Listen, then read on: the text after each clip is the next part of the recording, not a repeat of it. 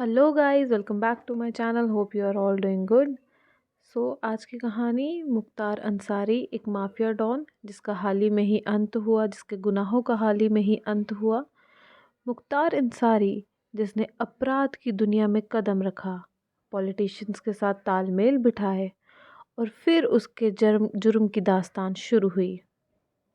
मुख्तार अंसारी का ऐसा बोलबाला हुआ करता था कि कोई उसे आंख उठाकर नहीं देख सकता, चाहे वो कितना भी बड़ा तुर्रम खान ना हो।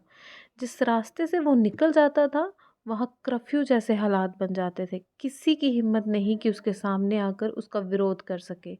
सब उसके समर्थन में ही थे, क्योंकि डर कर कोई विरोध तो कर ही नहीं सकता था। सिस्टम के बड़े बड़े नेता उसे सलाम ठोका करते थे। वह अपराध की दुनिया का बाहुबली था। 1986 में मुख्तार अंसारी ने अपना पहला चुनाव जीता और तभी से शुरू हो गया उसके आतंक का एक ज़माना, उसका दौर शुरू हो गया। 1988 में पहले कत्ल के इल्ज़ाम लगे उस पर। उससे पहले भी उस पर बहुत सारे टेंडर्स में और बहुत सारे घोटाले गड़बड़ियों के इल्ज़ाम थे, पर 1988 में कत्ल का पहला इल्ज़ाम उस पर लगा। पूर्वांचल में एक दौर ऐसा आया कि सब माफिया को उसने पीछे छोड़ दिया। चाहे मऊ, गाज़ियापुर या मोहम्मदाबाद, आज़मगढ़, बरेली के आसपास के सब इलाकों में उसी का दबदबा था। पश्चिम यूपी से लेकर पंजाब तक उसके जुर्म बढ़ता ही जा रहा था। वजह ये थी कि उसका डर इतना बढ़ गया था कि अब वो सीधा वसूली पर आ गया था। टेंडर और ठेकों से उसने स्टार्ट किया। उसका जुर्म टेंडर और ठेकों से शुरू हुआ और सीधा रंगदारी और वसूली पर आ गया था। रास्ते में चाहे जो भी आता उसे वो सीधा अपने रास्ते से हटा देता। कोई भी उसके रास्ते में आया, सीधा उसे रास्ते से साफ कर दिया जाता। उसकी पहली पॉलिटिकल किलिंग, जिसे एक तरह से उसके दौर का अंत भी मान सकते हैं, वो थी कृष्णानंद राय की। वजह बहुत ही पर्सनल। जिस मोहम्मदाबाद की सीट को मुख्तार अंसारी और अंसारी परिवार अपना गढ़ मानता था कि इस सीट को उसके और उनके और सिवाय कोई जीत नहीं सकता, कोई और उस सीट पर राज नहीं कर सकता, कृष्णानंद राय ने उसी सीट को जीता बीजेपी की टिकट लेकर। यहीं से उन दोनों की पर्सनल राइवलरी स्टार्ट हो गई। लेकिन कृष्णानंद राय अपने 5 साल का कार्यकाल पूरा ही नहीं कर पाए। दोनों में दुश्मनी इतनी बढ़ गई कि दोनों ने एक दूसरे पर कई हमले करवाए, दोनों की कई लड़ाइयाँ हुई। कई लड़ाइयों में और बहुत सारे लोग मारे गए। 2005 में यूपी के इतिहास में एक ऐसी किलिंग हुई जैसी पहले कभी भी ना हुई थी। कृष्णानंद राय को इसी किलिंग में अंसारी ने मरवा दिया। बुलेट प्रूफ गाड़ियाँ, बुलेट प्रूफ जैकेट्स के साथ आदमी, एक ऐसा गाड़ियों का काफिला निकला जो यूपी में क्या, कभी देश में भी नहीं हुआ होगा। इस तरह की किलिंग कभी नहीं हुई होगी। तरह की किलिंग थी कि बचने की कोई गुंजाइश ही नहीं थी। 500 गोलियां चलाई गई कृष्णानंद राय पर और उनकी तभी मृत्यु हो गई। तभी 2005 में ये मामला ऐसा मीडिया में उछला कि यहीं से हम समझ सकते हैं कि मुख्तार अंसारी का अंत होना शुरू हुआ, उसके जुल्मों का अंत होना शुरू हुआ। वो 2005 में जेल गया और 19 सालों हो गए उसने जेल से बाहर नहीं आया। 2005 से लेकर 2024 में वो जेल में ही रहा। हालांकि उसे कई कई जेलों में लेकर गया, पंजाब से कभी यूपी, पर वो बाहर कभी नहीं आ पाया। अंसारी परिवार पे कुल 97 केसेस थे। उसके बेटे पे, उसकी बीवी पे, उसके भाई पे कुल 97 केसेस थे और मुख्तार अंसारी पर 65 केसेस थे, जिनमें से 8 पर ही अभी तक फैसले आए थे। 2 में उसे उम्र कैद की सज़ा सुनाई गई थी। 3-4 में उसे 5, 10 साल, 7 साल की सज़ा सुनाई गई थी। 30 केसों में तो वो बरी था, क्योंकि कोई गवाह ही नहीं आया उसके खिलाफ गवाही देने। सभी गवाह भाग गए, कोई सामने नहीं आया उसके खिलाफ गवाही देने। अब मुख्तार अंसारी जेल में ही था। अब ये बात है 9 जनवरी 2018 की। दिन शायद ट्यूसडे का था। मुख्तार अंसारी की बीवी और उसके बच्चे उसे जेल में मिलने जाते हैं। उस समय तक उनकी जेल में भी आवभगत होती थी। जैसे ही वो जेल में जाते हैं उन्हें पहले चाय पिलाई जाती है। चाय पीने के कुछ ही देर बाद मुख्तार अंसारी नीचे गिर जाता है, एकदम तबीयत ख़राब होकर नीचे गिर जाता है। उसे देखकर उसकी बीवी भी चक्कर खा के नीचे गिर जाती है। जेल वाले जब उन्हें देखते हैं तो उनको बांदा के ही मेडिकल कॉलेज हॉस्पिटल में लेकर जाया जाता है। वहाँ जाकर डॉक्टर्स बताते हैं कि दोनों को हार्ट अटैक हुआ है। कुछ देर मुख्तार अंसारी हॉस्पिटल में ही रहता है, उसका ट्रीटमेंट होता है और उसके बाद फिर वापस बांदा जेल में। अगला साल आ जाता है 2019, जनवरी 2019, तकरीबन एक साल के बाद की ही बात है। पंजाब के किसी बड़े बिजनेसमैन से 10 करोड़ वसूलने के इल्ज़ाम में पंजाब पुलिस उस पर केस फाइल करती है। कोर्ट के परमिशन ऑर्डर्स लेकर बांदा जेल पहुंचती है और वहां से उसे रोपड़ जेल ले आया जाता है। जो मामला था वो रोपड़ जुडिक्शन का था। अब वहाँ वो 2 साल के लिए रहता है। अप्रैल 2021 तक मुख्तार अंसारी रोपड़ जेल में ही था।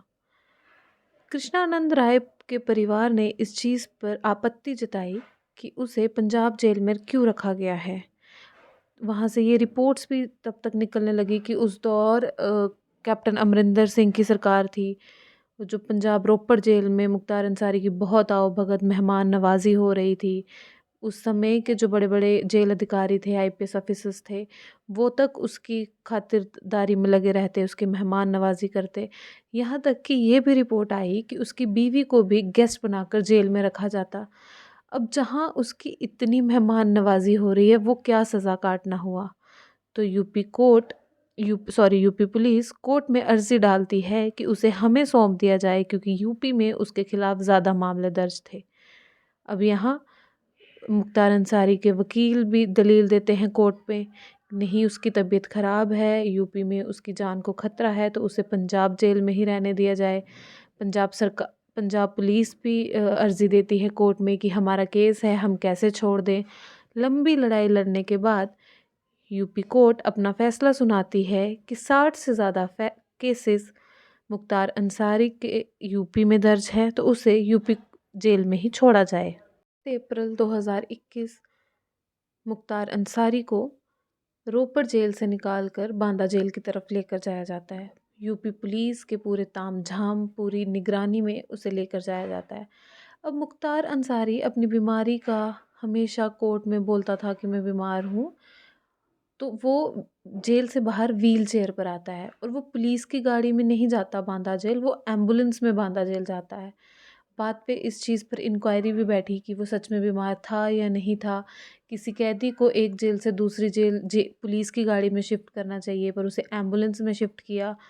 तो इन सब चीज़ों के दौरान चलते वो 7 अप्रैल 2021 को रोपड़ जेल से निकल बांदा जेल में पहुंच जाता है। अब तकरीबन 3 साल मुख्तार अंसारी को होने वाले थे बांदा जेल में। अब इस दौरान उसके किसी परिवार के मेंबर ने ये नहीं कहा, ये इल्ज़ाम नहीं लगाया, ये बयान नहीं दिए कि उसकी यूपी वाली जेल बांदा जेल में उसकी जान को कोई ख़तरा है, कोई मौत का ख़तरा है, उसके ऊपर किसी साजिश का ख़तरा है। हालांकि जब उसे रोपड़ जेल से लेकर जा रहा था तब उसने कहा था कि यूपी की जेल में, बांदा जेल में मुझे किसी साजिश के तहत या स्लो पॉइजन देकर मार दिया जा सकता है, वहाँ मुझे खतरा है, मेरी जान को खतरा है। पर वहाँ पहुँचने के बाद ना ही उसने कभी ऐसी कोई एलिगेशन लगाई, ना ही उसके परिवार ने कभी ऐसी कोई एलिगेशन लगाई। पिछले 1.5 सालों में उसके 8 मुकदमों का फैसला भी आया, जिसमें उसे 2 साल, 2 मुकदमों पे उम्र कैद की सज़ा सुनाई गई और 6 मुकदमों में 5, 10, 7 ऐसे कुछ सालों की सज़ा सुनाई गई। हाल ही में ये 19 मार्च 2024 के दिन मुख्तार अंसारी के अचानक से तबीयत बिगड़ती है। उसके पेट में दर्द होता है, उसे उल्टियाँ होती हैं और वो एक किस्म से बेहोश हो जाता है। डॉक्टर्स की टीम आती है, जो जेल के डॉक्टर की टीम है वो आती है और उसका ट्रीटमेंट करती है। उसके बाद वो थोड़ा स्टेबल हो जाता है। उसके अगले दिन 20 मार्च को उसकी वीडियो कॉन्फ्रेंसिंग के ज़रिए माऊ कोर्ट में पेशी थी। जब भी ये मुख्तार अंसारी की कुछ हेयरिंग्स होती हैं, कोर्ट में होती थी, तो उसे वहाँ कोर्ट ले जाया नहीं जाता था, क्योंकि जान का खतरा है या कुछ बड़ा डॉन है, बड़ा माफिया है। तो वीडियो कॉन्फ्रेंसिंग के ज़रिए ही उसकी हेयरिंग्स होती थी। तो 20 मार्च की हेयरिंग में अचानक से उसने जज के सामने कहा कि पिछली रात यानी 19 मार्च की रात मुझे रात के खाने में जहर देकर मारने की कोशिश की गई, जहर देकर मारने की साजिश रची गई। उसके बाद उसके परिवार ने भी ये एलिगेशंस लगाए कि स्लो पॉइजन देकर अंसारी को मारने की जेल में कोशिश की जा रही है। अब 19 को उसकी तबीयत बिगड़ी, 20 को उसकी पेशी हुई, 19 से लेकर 25 तक, 25 शाम तक उसकी तबीयत एकदम ठीक रहती है, वो स्टेबल रहता है, यानी 1 हफ्ते उसकी तबीयत ठीक रहती है, वो स्टेबल रहता है। 26 मार्च की सुबह 3 बजे जब वो उठकर वॉशरूम जाता है तो वहाँ बेहोश होकर गिर जाता है। जेल स्टाफ की नज़र पड़ती है, डॉक्टर आता है जेल का, उसका चेकअप करता है और कहता है कि इसकी कंडीशन थोड़ी सी सीरियस है। वो उसको रेफ़र करता है बांदा के ही मेडिकल कॉलेज हॉस्पिटल में।